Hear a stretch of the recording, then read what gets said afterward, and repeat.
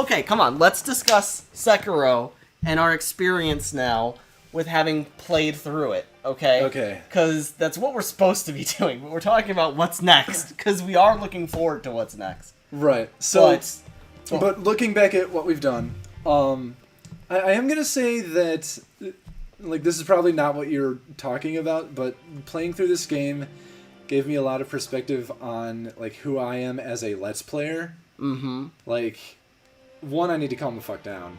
Yes. That is a big thing. But it's also just, like, figuring out how best to do that. Because clearly, like, this is most fun when we're just, like, talking and having fun. But it's kind of hard to do that at a base level when it's a game that is based around challenge and being difficult. And, you know, concentrating on the challenge that it's presenting. Yeah, so it's hard to be the right level of entertaining. In fact, I'm willing to bet that people probably got too pissed at me dozens of episodes ago, and nobody's gonna watch through this point. Well, I guess we'll find out. But We'll find out, yeah.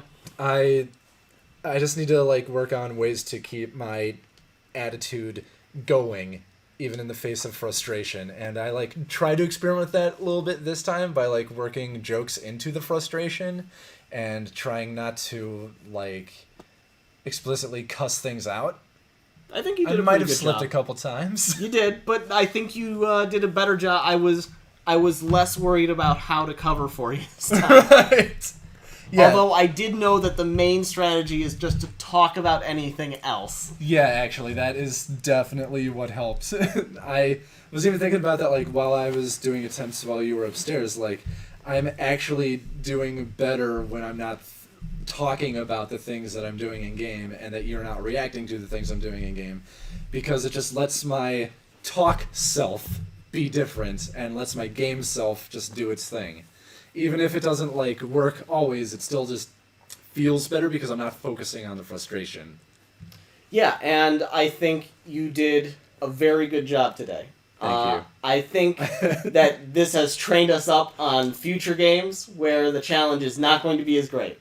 Okay, so having beat the latest From Software game, I have actually had questions prepared for you for like a little while. Oh, you did? So, Oh, no. having now beaten the latest From Soft game, what do you think about its place within the canon of From Software action games?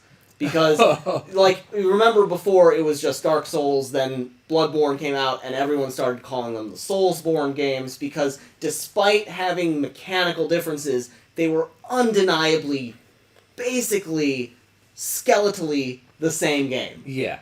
You know, like, they all control approximately the same, they're all the same genre, they all have the same HUD layouts. Yeah, I mean, Sekiro is the most different out of them, but Mhm. it still definitely is that same, like, design perspective. So what do you think about its place within those games?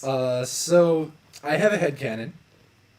Oh no, I wasn't asking about whether they were all part of the From Software cinematic universe. Damn it. Okay, fine, we won't talk about that then. What do we have to call the series now? Because it can't be just Soulsborne. I'm not calling it that. I never called it that. Sekolsborne.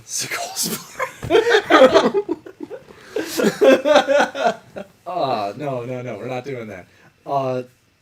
So, as far as that goes, the FromSoft games that I've played are the early Armored Core games, Dark Souls 1 through 3, Bloodborne, Sekiro. That's my experience with FromSoft games. So all of the ones, all of them. I never played Tenchu. I never played, I think they had, like, Kingsfield or something. Fine, all of the ones that anyone cares about. So, Wow! You're right, though. I'm just Those stating... are the most popular ones out of FromSoft's whole catalog. But, yeah, sorry. I think what I'm most curious about is whether or not someone is going to make a Dark Souls 4. I don't think that it'll be FromSoft. Really? Because I think that... I heard... I was they're talking done. with one of my coworkers, and he was saying that, like, they've wanted to do something that isn't Dark Souls for a long time, and that this is that, essentially. Like, it's obviously still the same style, but as with Bloodborne, it's an entirely new take on it in a new setting with a completely unrelated story, aside from my headcanon. So That we're just not going to get into. We're not going to talk about. I'm totally going to talk about it once you're done with your questions. We'll link the fan fiction But, in the description. All right, now I got to write a fanfic. It's going to be just one paragraph. But no, I think that's what I'm concerned about is, like, if a Dark Souls 4 ever exists, I don't think it's what FromSoft wants to do right now. And given the fact that Bloodborne only had one game, I don't think they want to make a sequel to Sekiro either. I don't know what they do for it. Well, we know that actually they're not working on Dark Souls 4. They're working on the thing that they worked with George R.R. Martin on to world build. Right. Elden Ring? Elden Ring. I'm looking forward to that. How is it going to be different from Dark Souls is my main question. Because if it's medieval fantasy... I don't know a thing about it, so I couldn't tell you. Like, I guess that's my question about Elden Ring. But, okay. I mean, they've established through this game and Bloodborne, though this game much more so, that they can make something mechanically different.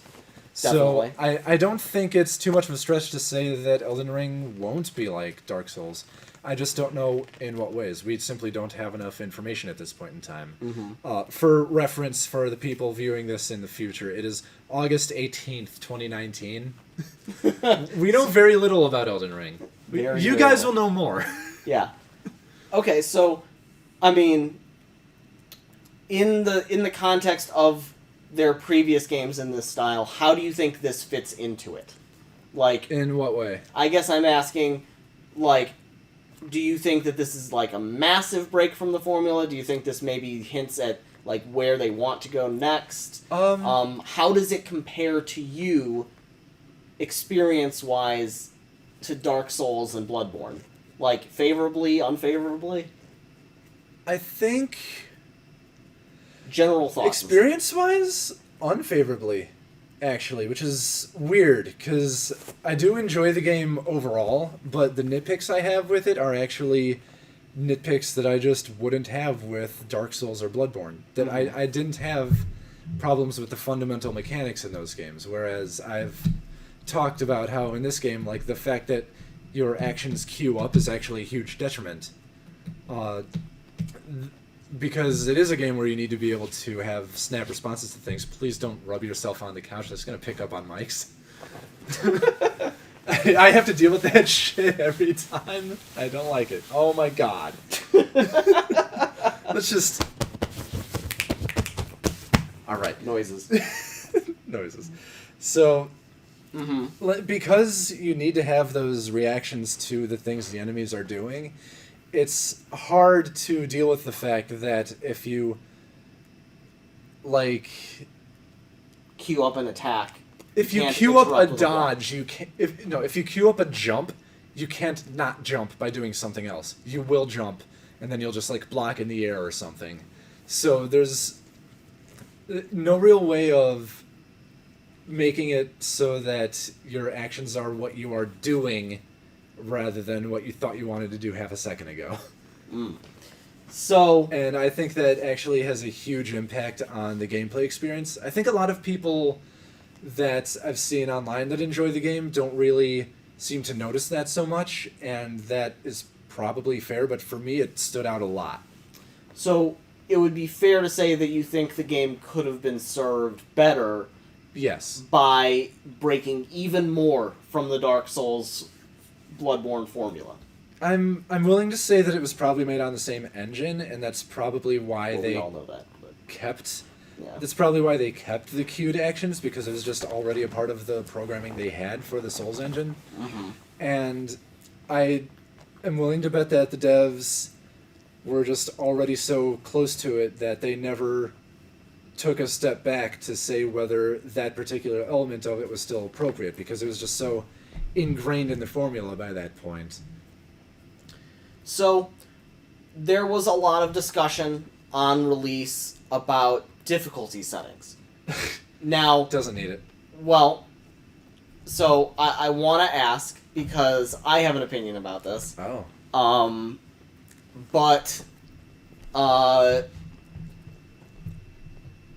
I guess, do you think this game could have better fit our Let's Play style if it had a difficulty setting so we could make it a little bit easier to get through those hard boss fights. Just less frustrating. Less frustrating.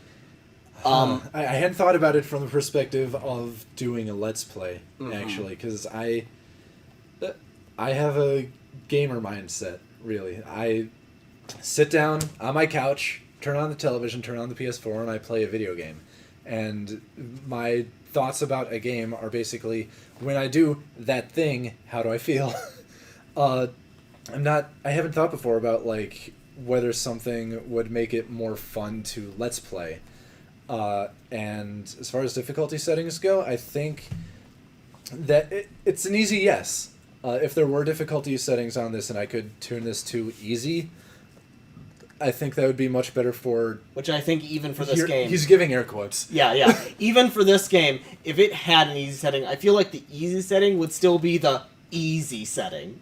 If right. You know what I mean. Easy in air quotes. Yeah, easy and big ol' easier than normal, but it's not easy. It's still Sekiro. Yeah. So... And I'm not unfamiliar with that type of thing anyway, because you already know I'm a big Touhou fan. Touhou has 4 difficulty levels. Easy is still going to be a problem for anyone who's unfamiliar with the games. So it's the same kind of thing there. Like, easy doesn't necessarily mean that it's... Trivial. Right. It's still going to challenge people who are newcomers to the series, but people who are experienced with it will look back on it and be like, those are good days. So what you're saying is I'm playing it on easy next week. Well, we're not going to be playing a mainline Touhou game. It is not going to be in the style of a normal Touhou game. What does that even mean? Well, it's a bullet hell game, right? What we're going to be playing is a fan game that was localized, translated, officially. That will have... It'll be sort of like a arena combat game, sort of fighting Twin stick? style. No. I guess I'll find out. You'll find out. It's hard to describe to you because I don't know other games that are like it that are in our market. So... Because, like, to people online who know, I could say Touhou Sky Arena and they'd be like, oh yeah, of course, but, like, that would mean nothing to you. Okay, yeah. Exactly. I mean, you're right, yeah. So I don't know what else I would really compare it to. Something that has, like, it's a, behind the character perspective, you're against one opponent who is out in front of you, and you're just shooting shit at each other. Okay. That's basically it. It's not a normal Touhou game by any means. It's not a shmup. Why wouldn't you make me play a normal Touhou game, though, if you wanted to make me play a Touhou game? Why this one? The reason... Wait, no, stop. We're getting off track. We're getting off track, but I will answer. We're on the end of a Sekiro video. Okay, listen. So, you let me go there. So, what I was trying to talk about was difficulty levels. Yeah. So... In a normal playthrough of this game, I would not wish for difficulty levels. I believe very strongly that a development team intends a certain experience, and that if including difficulty levels would detract from that, it's not needed. But on the flip side, we see, like, the Halo series with, easy through legendary difficulty. Those are fine. Like, there are no problems with that because that's developer intent. So, I guess where I come down... So, I think that the difficulty levels debate based on how hard the base game is, I think that there are good points on both sides. And I think it's worth at least, like, mentioning them here. So, obviously, the I wish Sekiro had difficulty levels side of the argument isn't really one about wanting to not be challenged. I think it's more one about accessibility. Yeah, wanting to at least be able to finish the game without breaking hardware. Right. Well, not just that. I think it's also about being able to participate in a experience that you want to be able to experience, right? And by proxy, being able to participate in discussion of that experience. Exactly. While also either being not skilled enough, not coordinated enough, or maybe not able enough physically to actually do it. Now, there's a lot to be said for, like, those crazy videos of people who are maybe paralyzed from the neck down, like, I don't know, beating Halo with their fucking, like, tongue or something on a Right. gamepad, which is something I have seen, okay? And that level of determination is both awesome and shouldn't be needed, I feel like, right? There's certain things where it's like you can't work around that, like, you have to be able to work a gamepad to play a game, base level, right? And there's nothing that a game developer can do about it in certain cases, right? But I also think that there's a good discussion to be had in, shouldn't games be more accessible to more people? And maybe that's not developer intent, and that's fine, but also maybe developers should at least consider it more often. So that sort of makes it closer to a question of accessibility than challenge. I think that is what the I mean accessibility in the the sense of handicaps. Mm-hmm. Like how, with designing a web page, if you put an image on the page, its alt text should be a description of the image so that screen readers can say what it is for people who aren't able to actually read. Mm-hmm. So that's like that alone has its own analogs in the game industry, like colorblind modes in games and such. I've never thought of difficulty levels being part of that discussion, and maybe it should be. I thought when the discussion came up... I don't know if that's what you intended, though. No, it is. I mean, Okay. I don't want to make it all about, I don't want to make it all about people who are disabled Right. who want to be able to play games. Because certainly there are plenty of disabilities that don't impact it at all, and there are certain, difficulty levels won't solve every person's accessibility problems with games. But I do think that when the discussion started, there was a lot of people not understanding that there were some people who were coming from that place with their desire for difficulty levels. Right. And I certainly think, at least in part, it's about the ability to engage with content, even if the design intent should exclude you. I don't know. I think maybe game developers should think about whether their design intent is excluding people. And I don't think that that's necessarily just a way of saying, well, I want my games to be easier because, I'm a pussy, Right. I also think, though, that in an age where Let's Plays are so ubiquitous, it's not exactly necessary for someone to play a game to get and understand the experience. Yeah, watching a game is not the same as playing it, but at the same time, if you're not capable of getting to a certain part in a game because of, maybe you just can't handle a certain section before that, and so you're just sort of blocked from the rest of the game, you don't want to figure it out. Watching a Let's Play lets you still experience it in some form. So that actually does convolute things a little bit, because, can you really say just, don't play the game, watch a video? Is that even remotely fair? I don't know. I don't know. On the other hand, of course, there is something to be said for designer intent, and that they shouldn't have to feel like they need to include these things, which is real person time, money, and effort to include in a game where they have a certain specific intent for when you play the game, how it feels, what it's like to play it. Yes. I can see how an easy mode, what would that do to a game? Are we just talking about damage dealt and received modifiers? Or are we most cases, yes. In most cases, yes. But, I have played games where a difficulty mode also didn't just do that, it also altered enemy AI so that they, did rare behaviors more often. Mm-hmm. I've also played games where the AI tactics of the enemies improved. I think in Fear, there were difficulty levels, and the enemies would get smarter and more intercommunicative as the difficulty levels went up, and you would have to deal with their tactics improving as well as all the other stuff. And I remember that being incredibly difficult. So I'm actually going to show you real quick here some Touhou spell patterns. Okay. Bullet patterns. Oh, in this case, this applies to Touhou because as a shmup, they could just program in new bullets Yes. at each difficulty level, and that's not that much more. Here's something that's typical in Touhou games, is that on easy mode you have a thing. In this particular case, this enemy has a blind spot directly in front of them, so you can just stand in front of them and shoot them. Mm-hmm. Normal mode, not so much the case. They have bullets kind of flying all over the place. Well, wait, so that's easy mode? Yeah, that's easy mode. And then, so that's normal. That's normal mode. You can see that there's a lot more activity going on there, but if you look at like the directions that the bullets are going, you can sort of see why they've positioned themselves in that place, because none of the bullets are really hitting that area. There will be some later. You can sort of see these coming down to that area, so they'll have to move to the side.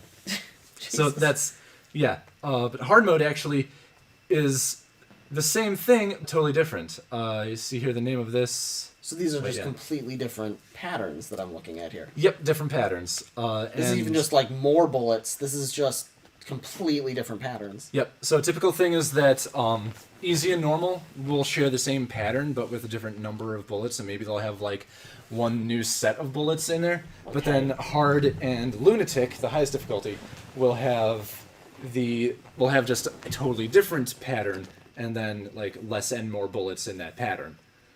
Okay. So that's actually something that I think could be reasonable in more games than just that, is that, you know, maybe the easier difficulties will have commonalities between them, and it's just a matter of like how much of the challenge you want. But then the higher difficulties introduce something else entirely that, you know, won't change the base experience. It won't make it feel like you're playing a different game. But, you know, Genichiro in that last fight having a second health bar would change things. Right. So, like, not just that. What if, like, I don't know, maybe this interferes with how animations and gameplay work, but let's theorize that we just beat this game on, like, a hard difficulty. What would a normal... I'd pretend that I did. What would a normal difficulty look like if this was hard? Right, I was thinking that too. Like, they could also just say that, oh yeah, this is easy now, and we'll just make stuff harder. Sure. Yeah, fuck. That would be the most backhanded, like, you want difficulty modes, do you? Oh, ho, ho, ho. You get normal, hard, very hard, and extremely hard. So if there was an easier... If this was hard mode, and we were to design a normal mode... What would you do that would be minimalist programming-wise, that isn't just a damage boost from enemies and a damage reduction from you? Right, that's the hard thing about saying it from a programming perspective, because from a programming perspective, yeah, just tweak the numbers. Easy. Like, the your numbers, balanced guys are gonna have a hard time, but not a programmer. I'll say definitely do that. Like have there be damage reductions and whatnot, but then like what else do you do to make it more than just that? Because otherwise, like, it's still just as hard. You just have a little bit more give, right? You have a little bit more time. You can make a few more mistakes. You could, but that doesn't make it easier. You could do maybe either block off the last skills of the skills trees, or include a new skill tree with some extra skills that will help out. Passives? Passively, yeah. That seems like a lot of programming, because you would have to come up with with all there's this. Definitely design and all that, but like, so the weird thing here is that like I haven't designed for difficulties before, so I don't know what to say. What if you slowed down the tells so that they took longer? Oh man. Just made a 1 second tell happen over 2 seconds instead. Honestly, that's a huge difference. Is it? Yeah. Think about like NASCAR races, you know? The difference between first and second place is fragments of a second. I don't watch NASCAR. I don't know. That's sort of the same thing here, though, is like, you know, the difference between countering attack and two, but like yeah. But the difference between like countering an attack and countering the same attack slower or faster is night and day. It's a rhythm, and you know, for me at least, being someone who is skilled in music, I'm not going to say good, but skilled. That would fuck me up something fierce. Because, you know, I'd go on to the different difficulty and, like, now I have to deal with this same thing faster. Now my tempo is completely messed up, and I have to rewire myself anyway. So, like, that would, you know, in terms of programming, not really be too rough, assuming that the animations can be stretched. But like as a player, I wouldn't want that. Okay. What about having a base level at normal of... so how do I put this? What about behaviors? So what about having a certain behavior set, right, that is available at normal, base level, and then for each harder difficulty, you maybe add one or two behaviors. Behavior set meaning enemies. Attacks, block. Are you referring combos. to? Are you referring to enemy behaviors or player behaviors? Enemy. Enemy behaviors. That is actually much more complex than you probably realize, because you're talking about altering AI. Okay. Well, we see through the intense repetition of this fight, like, you know, the first stage Genichiro in that had like maybe 6, 7 moves. Yeah. And it's like some kind of web of programming that makes him move from one to the next. Yeah, right? there are subroutines that tell it what the next thing to do is. So what you're saying is adding even one, you have to program how to transition from that new one to each other one. Or to some subset based on stuff. You might not necessarily have to program transitions, but I'm thinking like if you add a new potential subroutine for, like, let's just say every boss in the game, that is actually a lot of one. Oh, it's the Pokemon problem. Yeah, it's one design. It's design consideration, because you have to think of like, okay, what different attack can be performed with this weapon that this character would do. It's also a new animation that would have to be created for each of those bosses. It would be a balance issue, because you'd have to talk about damage and timings and all of that. So it is actually very complex to do that. Okay. That's why I would say that like adding a new skill tree would be fine. Because you'd be adding it on the player side. Yeah, it would be on the player side, so it would only apply to one person. But also, you don't necessarily have to add like new combat arts to that, which means you don't have to do new animations. I can see maybe adding some passive skills. Well, not passive skills, but latent skills. That would be whatever the term was for the things that let you like do the follow-up attacks with your prosthetics. That category of skills would be fine to add stuff to, because like, yeah, you'd have to design for that, you'd have to animate that, but again, just for the player. It would also... And it would increase the player's array of options without dramatically increasing complexity of the game. Plus, like, any passive things are basically just optional number tweaks. Like, the thing that, you know, decreases posture taken from swords is basically a numbers tweak given flavor. And if you did something like that for this, you know, easy mode tree that we're talking about, or normal mode tree, whatever, that is much more manageable than entering enemy behaviors. I see. Yeah. It is a conundrum, right? Because now that we've actually talked through a couple of options, I'm realizing that changing difficulty options in more ways than numbers is actually maybe a lot of work. Yes.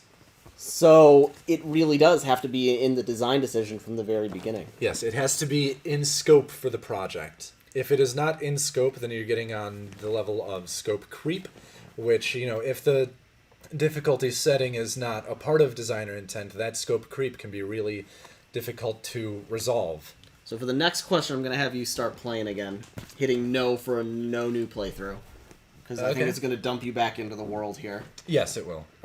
They started doing this with Dark Souls 3, I believe, that it doesn't just start the next playthrough immediately, and thank God that they started doing that. I think DS3 was when they started like really getting the like quality of life stuff. So I guess my next question is from a... Oh, it's still dark.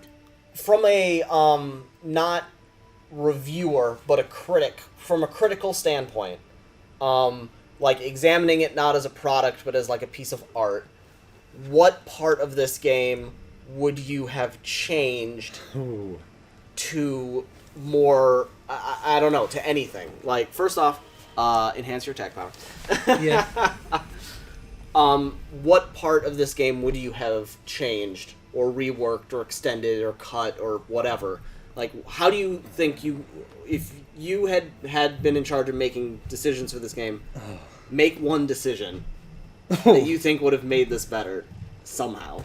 That's weird, because, like, I do have those gripes, But what's, like, the biggest one? Or, you know, it could even be a story gripe. Like, what would you have done to make the story clearer, even? I'm being very broad here, because I want you to come up with something interesting. First off, let's read this remnant here. Okay. So, Saint Ishin, one who returns from the great beyond, does so at the peak of their prosperity. Ishin coveted strength in all manner of techniques throughout his mortal struggle. Struggle. He wished for war until his final hour, and that is precisely what he got. Damn. You get what you ask for. Be careful what you wish for. Be careful what you shoot, because you might hit what you aim for. So, let's start playthrough this. God. I'm just gonna go do some dumb fights against the Demon of Hatred. I don't expect... No, for real? Okay. Yeah, we're just gonna be talking. It'll be fine. Alright. So what would I change... What one thing would I change about the game? That is hard to say, because in the first place, we have the benefit of hindsight. Naturally. And that's why I'm asking. And that's sort of the problem I have with, like, those, like, board meeting, YouTube videos. What was that called? Pitch meeting? Ah, right. Like, with the benefit, he levels criticism that couldn't possibly have been legitimate criticism until you knew about, you know, the consequence of the choice, right? Right, until it was in its final form, that wouldn't matter. What just Right. happened? Okay, I saw a grapple point on this dude's head! So it's really hard to say fairly what I would do differently, because I don't think it's an easy question at all. Like, even knowing that there are things I dislike, I can point to what of those things I think make a big difference for the overall gameplay experience. And for me, that would definitely be the queuing of actions that I think has had the most profound influence on how I feel about the game. Definitely. But it's also not like that's the only thing that could change. And, like, in itself, that doesn't feel like such a big deal. That is... In terms of work efforts, that is changing a part of the game engine. And, like, yeah, that's probably... It's medium to high. Yeah, that's probably a lot of work, but it has a lot of impact too. Mm-hmm. So that makes it very much worth it. But at the same time, like, I can't say that, you know, our programming team is working on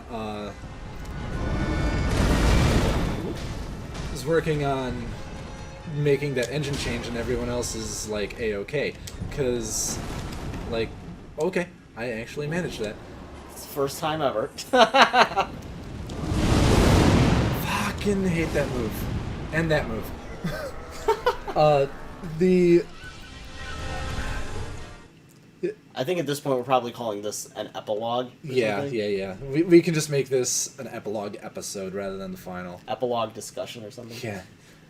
When the credits end and we finish that part of the conversation, we'll just cut there, and then the next one will come out next week. Do you want us maybe spend that skill point? It's one skill point. I can't lose it. Oh, that's right.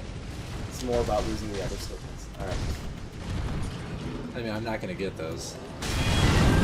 Okay, well, so if we were to talk about, like, individual aspects of the game, I would probably be more able to have an answer for you. Okay. Then I guess, okay, how about this? In regards to the core combat loop itself, okay, we have your standard attacks, your dodges, your parries, right?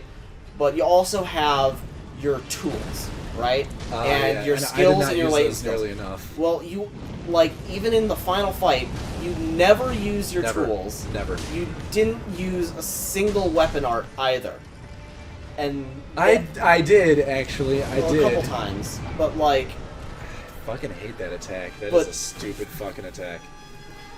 But, so, basically what I'm thinking is this. In regards, at least, to the combat system, for me, I would have used enemy variety to more closely integrate... Yes. To more closely integrate the tools into the gameplay experience. I think I agree with that, because I said before that the way I view the tools is more as, like, answers to specific problems, and I don't think that's what it's supposed to be. That probably goes without saying at this point, But it's just like I never felt like I had to get used to the tools because fuck that attack. I really think you're supposed to be backing up. But I don't know when he's doing the attack. Like I thought we were doing it. this. I thought we were doing this for filler. I You're still get to judge the combat, the encounter. Because yeah, I think also one of my gripes with this game was the encounter design, and that's something that I said early on that I disliked. Whoops. Was that some of these encounters feel like they don't really synergize with what the game is trying to do. Like one of the, I can't tell when he's doing it. One of the things that happened early on was when we were going through Harada Estate, and there was Early on, yeah. Yes, there was that part next to the river that you walk up the Harada Estate path, and there was an enemy who was ranged, but there were also two guys coming in right up on you. Yes, and so you had to deal with two guys while also getting peppered by a guy farther off. Yep, and the right solution to that is obviously to attack the guy with the bow, and he has a grapple point right below him, so it just makes sense, right? But you grapple up there, and you get shot on your way down anyway, and you don't really have a good opportunity to actually do anything without getting hit.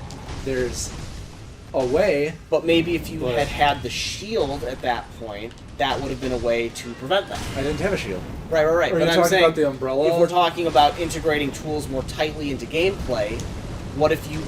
Because the tools are answers. I actually think you're underestimating... Like, they are answers. Because they specifically answer specific enemies, I think that is the intention of them. They are supposed to... Oh, there was the kanji. They're supposed to provide you answers to certain enemies. So here's an enemy with a metal plate on his stomach. You know, you can use the spear to pull that off and make it easier to kill him. Right. But then it starts feeling like the purpose of the tools is just to answer those specific problems. And, like... Well, I feel like with the prosthetic tools not really... Damn it!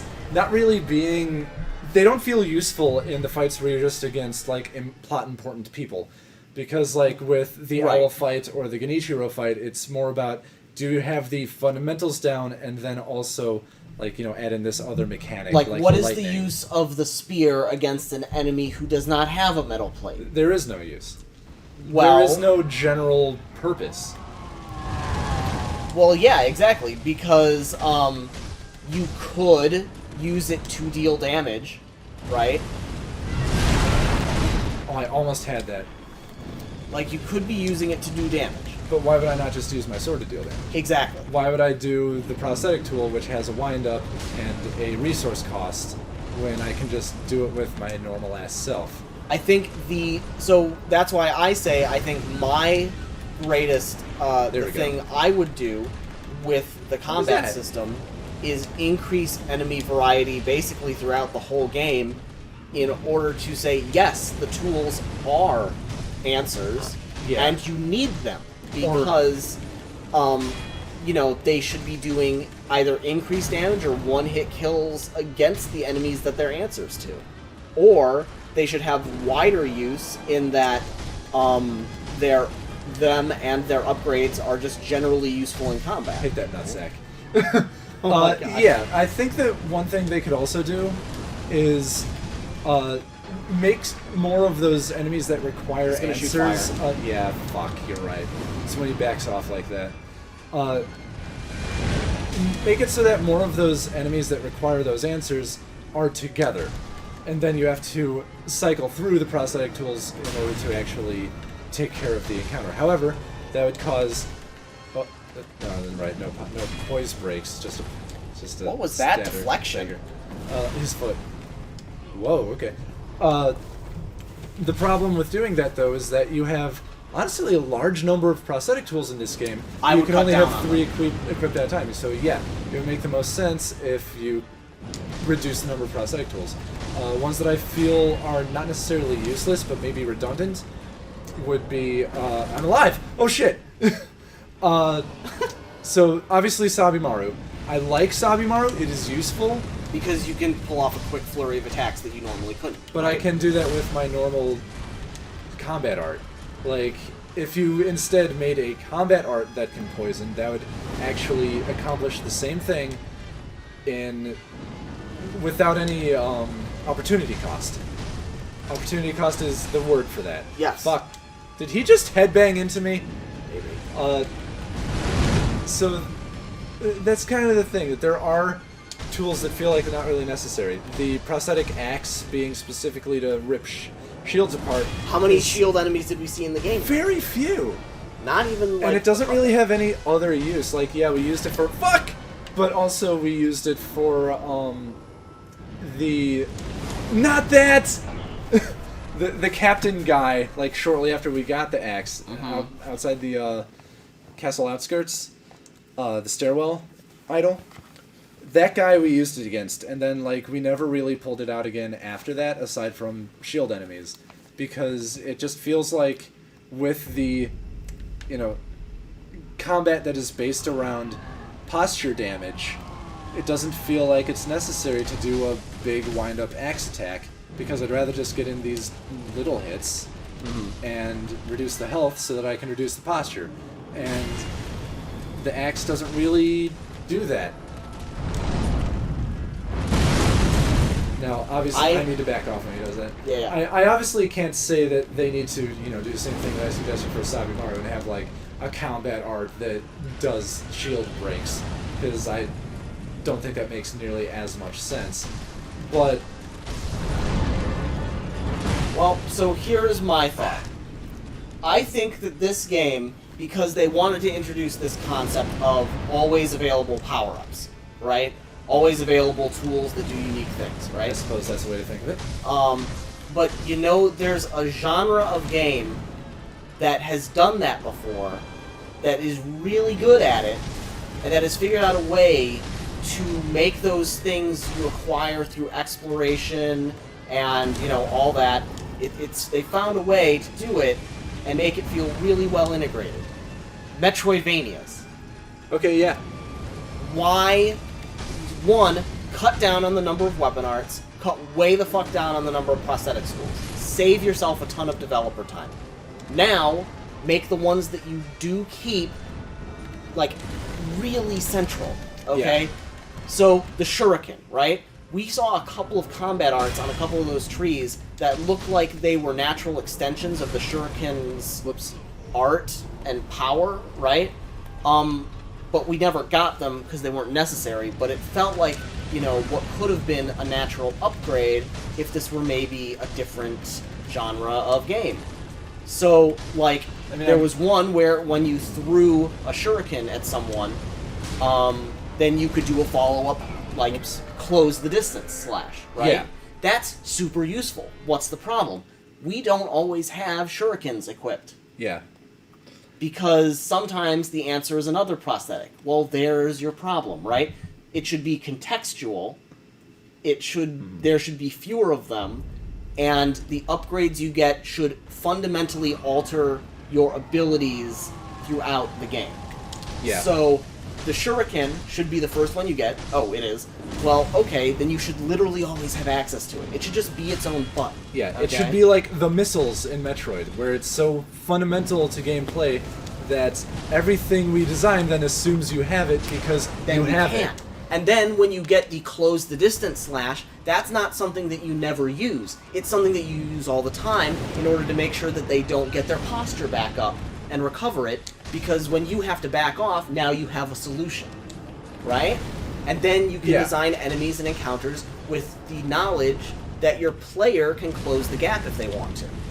And pretty obviously, like, their big push in this game was for the but also for the prosthetic tools. So, like, obviously they wanted to design their game around the prosthetic tools, but then, like, you're right, why not make it a style of game where... I'm dead. I'm not dead. I'm dead. Super dead. Super dead. Why not make it a style of game where your prosthetic tools are just integral to the gameplay, not a gameplay element but where the gameplay is based around it. Where, like, So, for example, in Metroid, it is the perfect example of how to do that. I'm glad you brought that up, because I wasn't even thinking in that sense. The titular enemies, Metroids, are weak to being frozen. Mm-hmm. Right? Can't beat them without it. Yep. If you encounter a Metroid enemy early in the game, you will not have a way of freezing it, and there will be nothing you can really do except for run away. However, at some point in the game, you will get the Freeze Beam, which upgrades your normal attack to freeze enemies. Think about how much that changes things while still being the same gameplay element as the normal beam cannon. Like, it does the normal amount of damage, but now it also adds an additional debuff, right? Yeah. And that thing alone is used for a couple things. Because, like, one, yeah, it freezes enemies, but also it freezes enemies. In a game that, you know, you're doing platforming all the time, that's a big deal. There are some segments of the game that you can only scale by freezing the people that are in that area so that you can jump on their heads and just traverse that way. It's amazing that you just deflected that. Thank you. I want you to know that. And so that's the kind of thing, is that because you don't just have it with you all the time, they can't assume that you have it with you and design something around it. And they certainly can't integrate it with the rest of the game design that easily. And it really comes out and has a big deal. Now, the other thing, before I let you go, is the Metroids can then not be damaged with normal shots.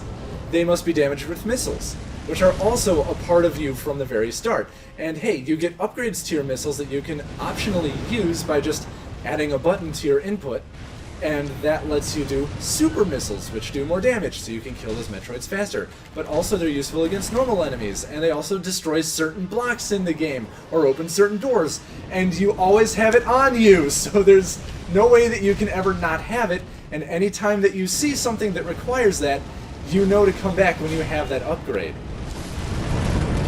So I think we just discovered something that we definitely would have changed, because one, I think it would have lightened developer load.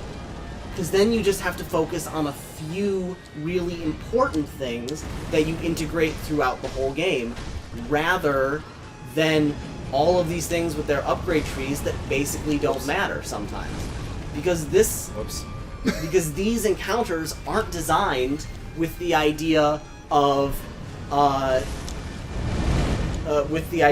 you know, you have the shuriken. You can, right. You know, what if there was the staff, what if the spear upgrade wasn't just okay, you can attack these enemies to remove the armor plating from the front. What if, when you deployed it and you're not locked on, he slammed it into the ground and it continued extending and gave him an extended launch jump or something? And doing something like that would completely change the use of it. It would give you, like, a whole new move, really, rather than just being an answer. Right, you could use it in combat to get up above ground level AoEs, right? Yeah. Or you could use it out of combat to make jumps that the developers could then design to have not be made until you have that upgrade. Right, and actually that's a missed opportunity that they had with the Shuriken follow-up attack. Why not have some cliffs in the game that have enemies up there that might be shooting you? You have to jump, no Shuriken. grapple points. Yeah, you have to jump, Shuriken, do the follow-up attack to get to that area, and then hey, there's a little coin purse or something reward. And like that would actually be a significant way of integrating that without. I mean, it would feel a little forced because the obvious question would be, why not just have a grapple point? But at the very least, it would give you a reason to have the Shuriken equipped. What I've noticed playing Metroidvanias, especially Hollow Knight, are that at times it can feel contrived, but if you integrate the area restrictions well and integrate the upgrades into combat well enough and design around them, then what you really end up doing is providing one of the best senses of discovery you can. Because when you have that as a potential find around any corner or in any nook and cranny, you know, you end up having this situation where you can, like, explore, and then you find something that ends up unlocking more places for you to explore. And I know Sekiro isn't really that style of game, so I'm probably overstating, like, how much the base game should have changed in response to this. But I think it certainly would have integrated the combat tools and the weapon arts more closely into the combat loop. I mean, I think by comparing to Metroidvanias, you're probably more on the mark than you think, because I'm going to bring up another major gripe that I had, which is Ashina Castle V3, Nighttime, Ashina Night Zone, Act 3. The Reckoning. Yes, the castling. Better not move that rook. The thing with it is, that's your third time going through that area. And that's actually a major part of Metroidvania games, is retreading old ground. I'm doing really well right now. And so that actually fits a lot better than you think. Wow. Is this the first time you've ever gotten past this first health bar? First time, yep. Alright, well I guess what's phase 2 like is the next question. Why aren't you hitting him much right easier. I don't know what he's doing.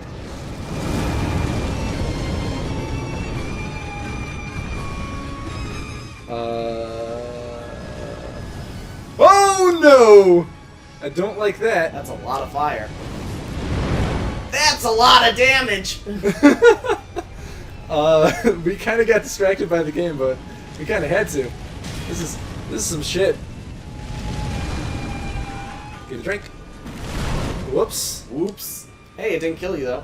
Right. I've been healing pretty That's a big liberally. area of flame. Yeah, I don't know what to do about that. You Well, jump and there's a grapple point. I got to life bar 2 on the epilogue. On the epilogue. Where were we? Oh yeah. With the revisit to Ashina Castle, that would actually fit really well because, like, for one thing, revisiting the reservoir was something that's, you know, both poetic in story terms, and also it gave you an opportunity to use the grappling hook in that area, which you didn't have before, and that gave you access to different things that you didn't have before. So that was actually, like, a pretty nice reprise. Third time around though, not so much. Third time around, though, not so much. Partly because, like, you did it twice already. Why?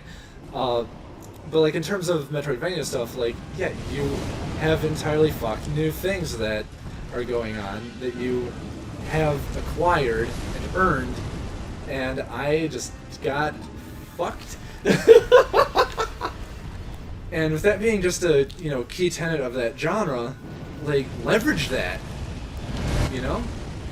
It doesn't, it almost feels like this game was, that the level design of this game actually is a big weakness for it. I keep getting hit by that every time you use it. So that's actually going to bring me to actually a thing I think I want to say about the game now that it's over.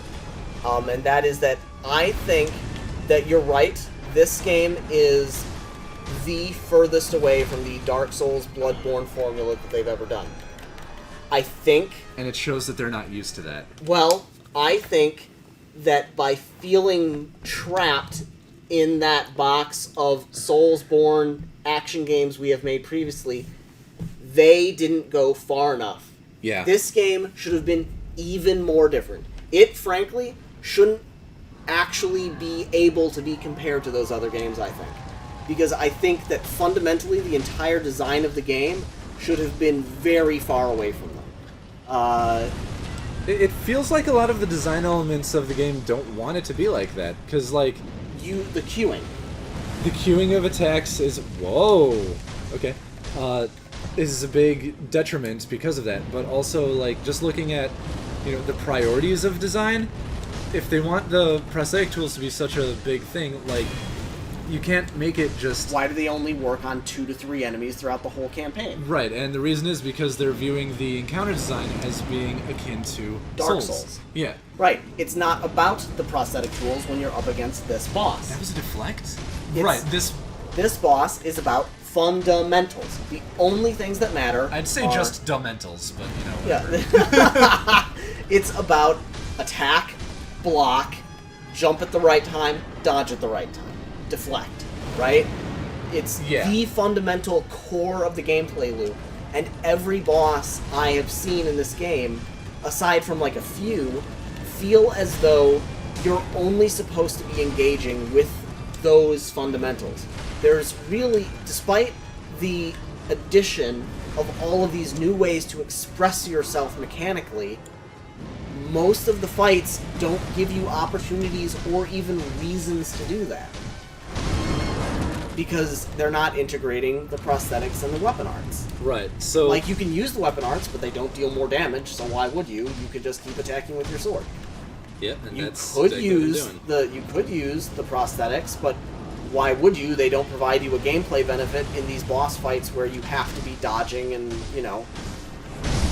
Right, like really is the the game has a really good core that, you know, the block and posture stuff is really damn good. I think so, yeah. It's when it adds these other elements in that it actually starts to show where it's diluted. That... There we go. That, you know, these boss fights, the vast majority of the boss fights do have maybe a use for... I'm just gonna see what happens if I whack him. He doesn't take damage Fair enough. during this phase transition. I'm just gonna try and stay up close to him so he can't do his AoE shit. Oh no! He's about to jump. You need to jump. And It really just highlights that, like, you know, the Genichiro fight, the Owl fight, don't require you to do anything using prosthetic tools, so... But maybe they should. It sort of highlights that, yeah, like, either they should, or that maybe the prosthetic tools aren't what they wanted the game to be about if its most important boss fights don't use them. I think that, watching the Joseph Anderson critique I thought you were about to say JoJo's Bizarre Adventure. No, I haven't watched that. I know. Watching that, what I find most often is his main area of criticism about action games or fighting games in general is usually that he likes, like, he feels like they don't live up to their potential when they introduce something, but then don't take it to its logical extreme, right? So, like, in Breath of the Wild, he talks about all the puzzle rooms, how there's so many of them. Oh, yeah. How they have loading screens in and out. And some of them are just empty rooms that you just pick up your upgrade from. Yeah, and a large flaw with those is that they're not really integral. Like, that puzzle solving doesn't matter for the main game. Well, it's more that they aren't really puzzles. What? Like, they're The fuck is that? That's new. Sorry. Well, it's that they're puzzles that are so simple that they don't require much thought or really skill or even effort, right? Yeah. I mean, some of them are, but then, like, it's really just a distraction from the main game. Well, his thing is like, okay, why isn't there progression? Here, you introduce a concept where you're shooting a ball across the room, and in order to solve the puzzle, I have to freeze it in place so that when time resumes, it falls straight into the sensor plate, right? Mm-hmm. You never expand on that. You never make there be any complications involved with freezing the ball, right? Right. I have to get the ball on the sensor plate. That's what I've learned. Okay, now, what if I have to erect an ice wall so that it will collide with that, and then put it in a position where I can do other things with it? You know? You don't, like, you introduce a concept, then you don't do anything with it, right?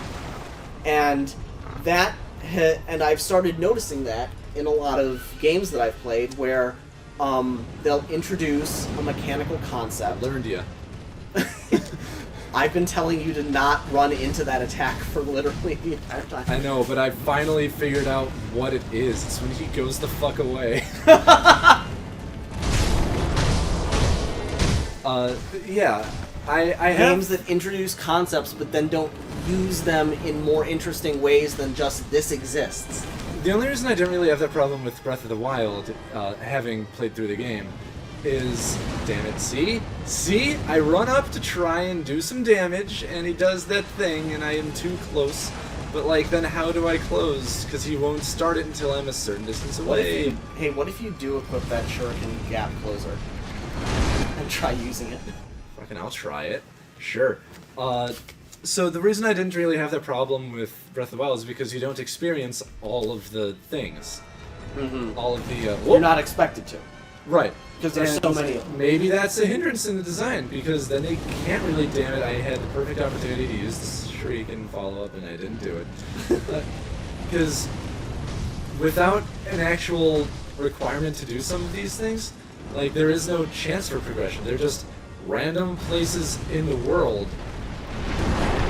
And what might actually fit better, and maybe this is something that they should have done with Breath of the Wild, is have, you know, some static shrines, but otherwise they all follow a progression no matter where you find them. That is actually exactly what he suggested. I watched that video, and that's probably, I probably just either had the same thought as him, or I'm just ripping him off right now. Well, I mean, it makes sense, right? If you make it so that every shrine is static, meaning that you access, like, if it's at this position on the map, that is X dungeon. Straight line, right? But what if it didn't have to be, since everyone is behind a load screen?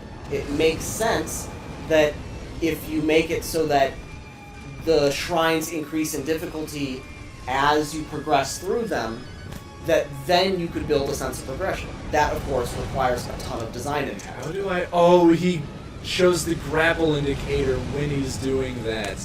That's the time. Mitch, It's just so faint.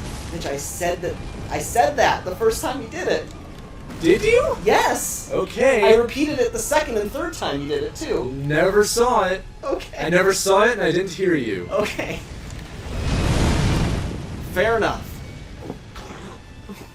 Okay, well, fuck me then. I'm a bad gamer. I don't deserve my friends and family because I'm a bad gamer. I'm alive? What a bad gamer. Oh, look at that death. That's the death of a Bad gamer! Oh my god. Which means now that the bad gamer has died, the good one can emerge. Jeez, I time seriously for don't me to play. Okay, sure. We're past this. I mean, we're in epilogue mode, so whatever. I seriously don't remember you saying that, though. I must have just blocked it out because I was trying to answer your fucking questions, and I was just complaining about the boss fight without actually thinking about it. Anyhow. Well, excuse me, princess. Good Zelda reference in the context of a Zelda conversation. Wow. You're I'm a good gamer. It's in the hands of the good gamer now. The one who's good. Oh, shouldn't be crouching. Where were we though? We were on the subject of Breath of the Wild and the dungeons that aren't really dungeons. Cool. I'm keeping it. Sure, yeah, go ahead. Go for it. I'll take a break. It's 10:30. Oh shit. We have to let this render. Yeah, I've given up on life at this rate. I'm having fun with this conversation. And it can continue as long as you want, but this can might just- now be multiple episodes. Epilogue Part 1. I mean, we could just make it a huge epilogue, sort of just a... Not necessarily epilogue, but more of like an epitaph. Hold on. It's not, it's called, what is it? I'm in that same... I know what you mean, I just can't... I can't think of it. I don't know what it's called. Denouement? Denouement. Denouement, yeah. Yeah. That. Yay. Yeah, we're just doing that, really. Sort of an analysis / open discussion between us. Oh, was that the... Yep, that was. Did you charge it? Yeah. Sweet. I never thought to do it. I'd never charged the attacks in this game.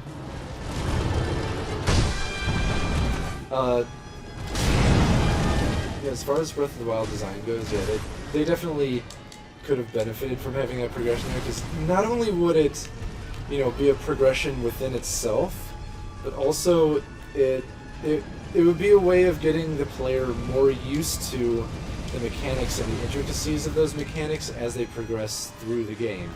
So it would have an added benefit of, like, when you come across stuff in the wild, which you've taken a breath of, you can handle them in these more complex ways that you've learned through those challenges. Now, there is a problem with that, and that's that the base puzzle challenges in the world are not very complex in the first place, because they can't guarantee that you've done any of those things. And even if they made the optional shrines or whatever a progression, they still couldn't guarantee that you've done any certain number of those. So there's an extra design problem there, in that they don't know what you know, and so you can't design required puzzles that require a complex way of thinking unless you also include that same progression within the main game, which would probably not be too harmful. But then there's also redundancy in that if you're progressing that thought process within the main game itself, then why is there this side thing to train yourself on that if they're already training you normally? And maybe that redundancy is fine, because that side training has rewards, and those rewards are a thing that you don't have to go out of your way to do. It's not like you're going to a separate tutorial menu and completing the tutorial to get extra 500 gold or whatever, 400 rupees.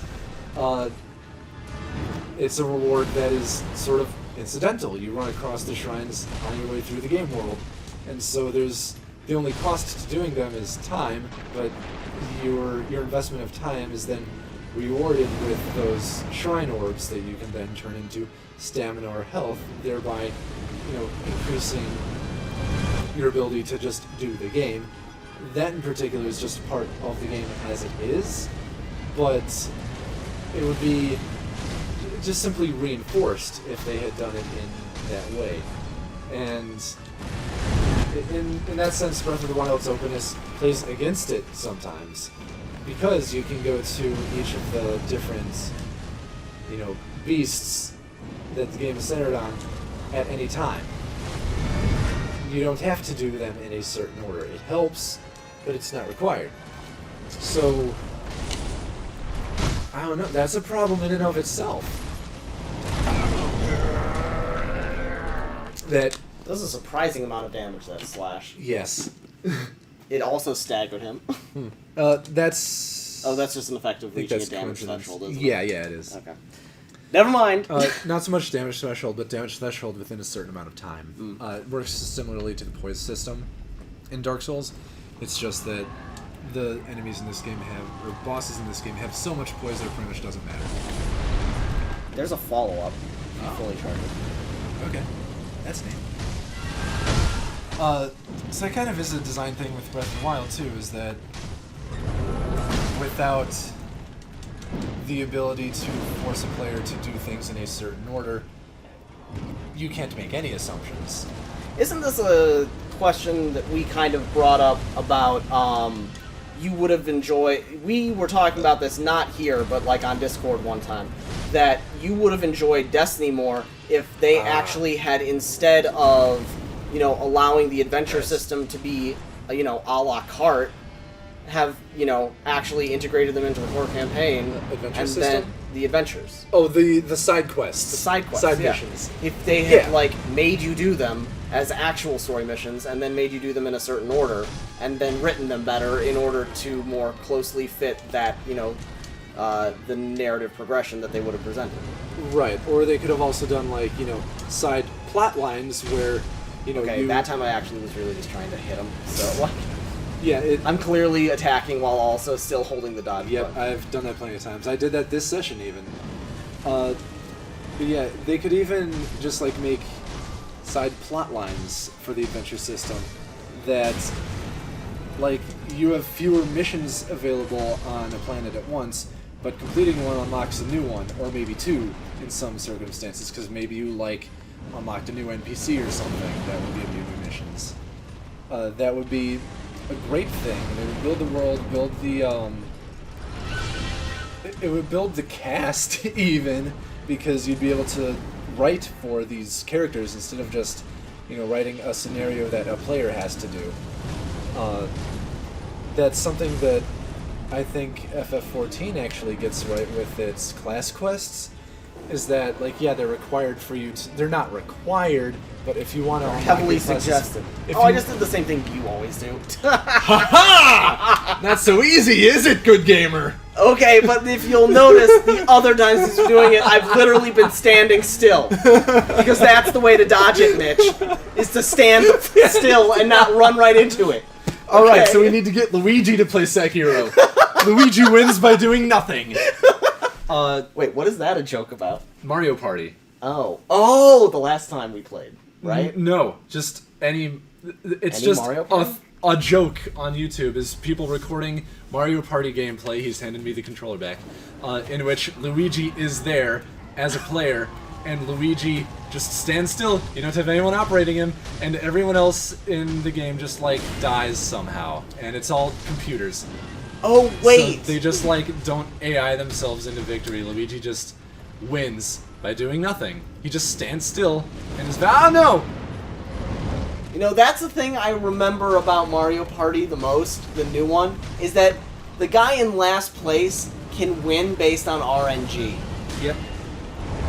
I understand it was to make it more, family friendly, because anyone could win. Fuck you, game. That's not... I think... I had more hearts. Now that we're... I had more stars. Sorry. Now that we're at Mario Party 9 or something, I think there's a contract to be made at the start that we're far enough into the series that we know the bonus stars exist, and you really shouldn't expect anything because someone's gonna get the bonus stars and it's gonna be bullshit. But we're just really here to yell at each other. Okay. Fair enough.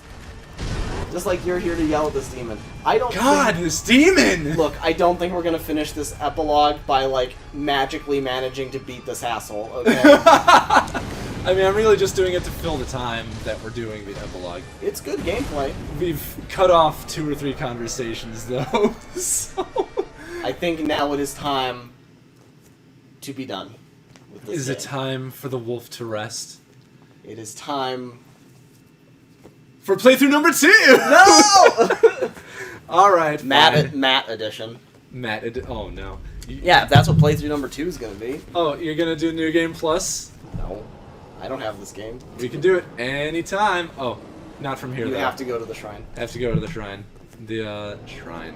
The dilapidated temple. Sure, that one. Temples are an advanced version of shrine. I don't Shrines use look distinctions like your language here, Mitch. Shrines look up to Temple Senpai. Remember this. It is important. I can't wait for Dishwasher to fucking waifu it. Dishwasher? He's a well-known fan artist who got started in the Ruby community, and now he waifus, everything. Like inanimate objects? On Twitter, literally earlier today, he waifu'd turbulence on an airplane. By waifu'd, what do you mean? How do you... My phone's upstairs. Describe it, then! It's the first panel of the comic is the first panel of the comic is 2 poorly drawn, on purpose, pilots looking out and warning their passengers of turbulence ahead, and the next one is a full 1920 by 1080p, lovingly detailed cloud girl with a personification of turbulence. a personification of a demon of turbulence. Yeah, and she got big anime titties. So why does turbulence have big anime titties? It's gonna be really turbulent, Mitch. We can only express the turbulence in memory form. Okay, at this point I think we're just fucking tired, so we gotta stop. Yeah. Bitch! Okay, I'm you know just what? gonna die. You get this run. Yeah, this'll be the one. This'll be the one. Sure it will. Look, man, he's staggered. This is the one. Jump. I jumped. This is the one. Never mind that I only got to the 2nd health bar out of 3 before, and that I'm still dying to these fireballs. This is gonna be the one. Look at it. Look at this bad gamer professionalism. I have the entirety of YouTube held within my hands, and it is going to jump on me, and I am going to dodge out of the way. Take that, YouTube, I dodged you. Okay. I'm trying to come up with anything I can so that we don't get on a new conversation. Because, well, he turned pretty hard. Okay, well... Because any new conversation could only be detrimental to my sleep schedule. Fair enough.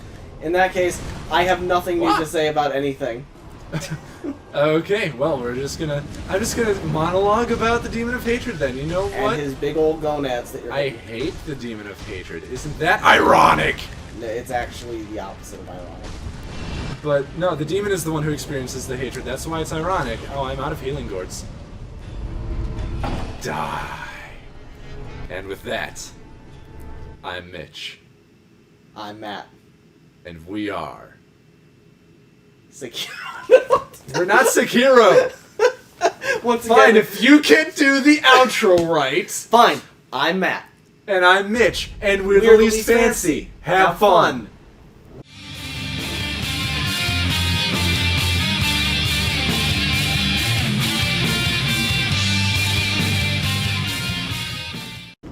Was that so difficult? Apparently.